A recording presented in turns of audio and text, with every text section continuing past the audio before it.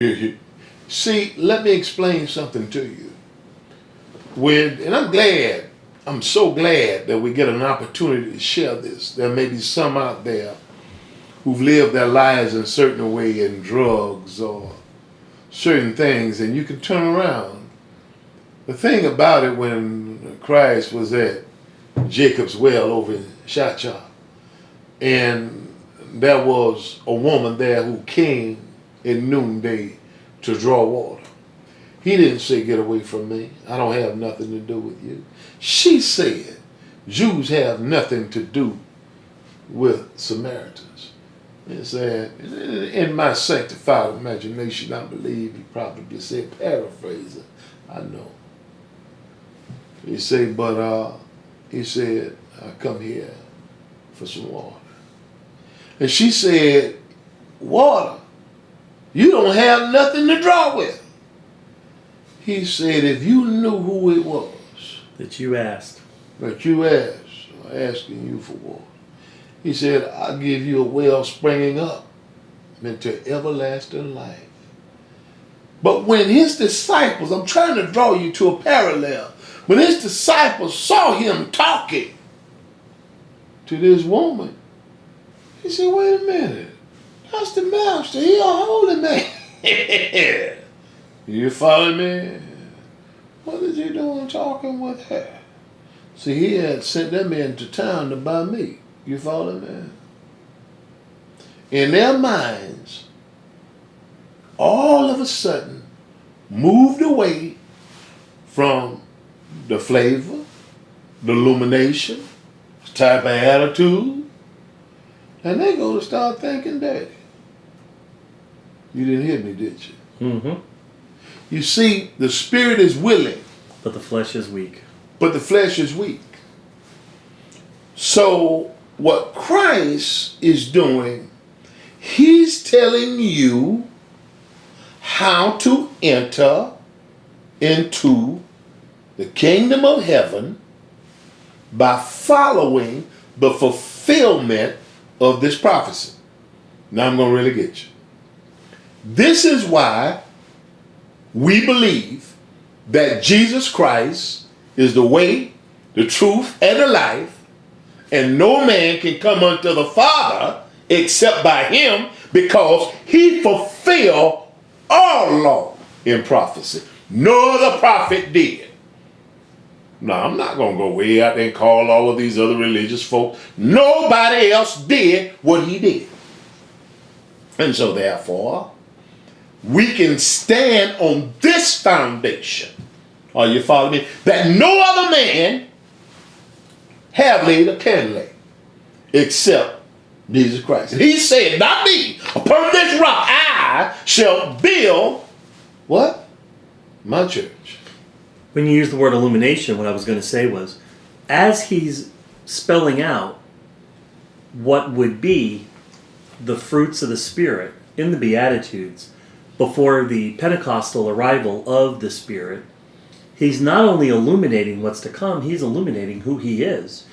Those are the manifestations of who he is. And as he says, and this is what I was getting at when I was saying how important this is and how many people miss this. When he's doing the almost political or legal, this is what they say, this is what I say, he's showing them how he's blending the law into the fulfillment of himself. And ultimately, their ability to be righteous is not in fulfilling the law the way they were, but by him fulfilling the law, and the law being in him, their ability to believe in him, that the righteousness being cast upon them. I'm glad you brought that up about the law. The Greek word for law is nomos, N-O-M-O-S. And what it derives from is Greek philosophy. Now, as you already know, I got a lot of lawyers walk with me. You know that. It's funny because everybody got their own philosophy. Yes. I say, let's do it. No, Reverend. No, we got to do it this way. We got to do it. You and I have sat down. I said, Robert, listen, no, we gotta wait. We gotta do this. That's what lawyers do, y'all.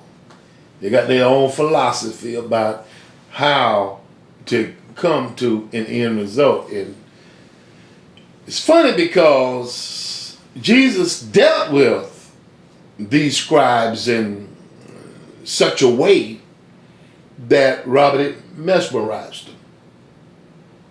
All you have to do is look at when he went into the temple and he began to read the book of Isaiah. What happened?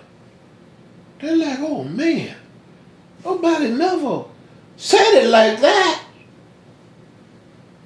So now he's coming and he's saying, listen, I'm going to teach you something that you already know. And you already know. Righteousness is your spiritual nourishment. So that's why he did not come to do away with the law, but make a full circle so that it would be fulfilled. Spiritual nourishment, righteousness. A house divided against itself cannot stand. So if Christ would have said, well, don't listen to them prophets, you know how. Don't listen to those prophets. They didn't know what they were talking about. That would have been a house what? Divided. He said, no. Everything that they said is now fulfilled. He said that in the scripture. Is now fulfilled. And now notice when it became the fullness of time. Notice now, because I'm not going to stop here. When he was on the cross and he said, Eloi, Eloi, lama sabachthani. My God, why hast thou forsaken me? And all of a sudden when he dropped his head, before he dropped his head, he said, it's finished. That is the fulfillment of prophecy. Isn't that something? So, to the listening audience, Robert, I want to say this. Some are going through some things. But that is the fulfillment in them to draw them closer to the cross. No cross, no crown. No crown, no glory. See, it's easy for a person to say,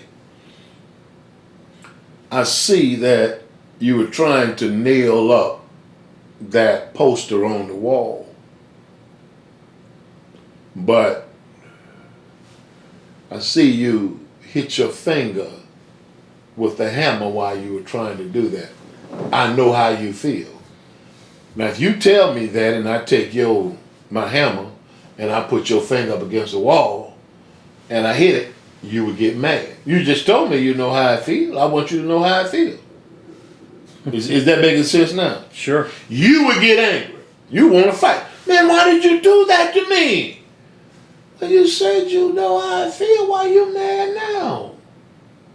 That's why people say, and I know you've never thought about this, going through the fulfillment, they said, you know, I became angry at God. You never thought about that, did you? All the time. Well, why did they become angry? Because they notice, if I put your finger, stay with me, if you say, I know how that feels. Yeah, you haven't done it. Say you never had your finger here, but you telling me you know how I feel. So I get the hammer and I put your hand up there, your finger up there, and I pow! You said, man! Isn't that what God is doing to us, Dave? See, God has two wills, a permissive will and a submissive will. He submit us to things, and he allows things permissively to happen to us. Why do we get angry with God?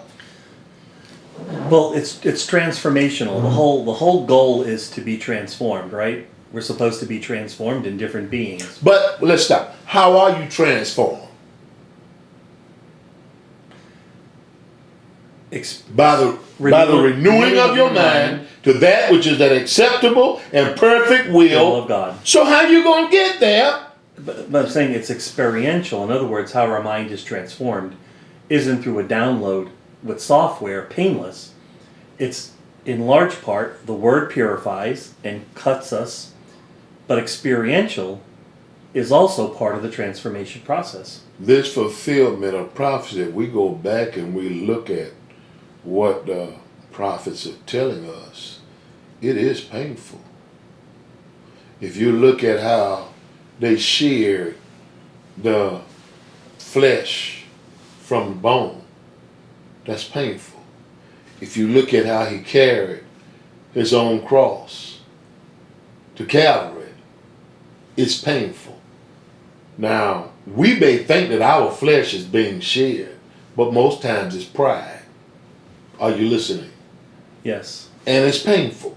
So my point to you and the listening audience is that going through this fulfillment, in the end, you're going to, when we say fulfill, you're going to make that circle, and you will be built up spiritually. You will be nourished through righteousness. Does that make sense what I'm saying? But going through that, you're going to be like, oh man, I just can't see my way. Think about it personally. That's what you have to do. You say, oh man, I just don't know. You're doing everything you can do. And I know folks do it. They'll know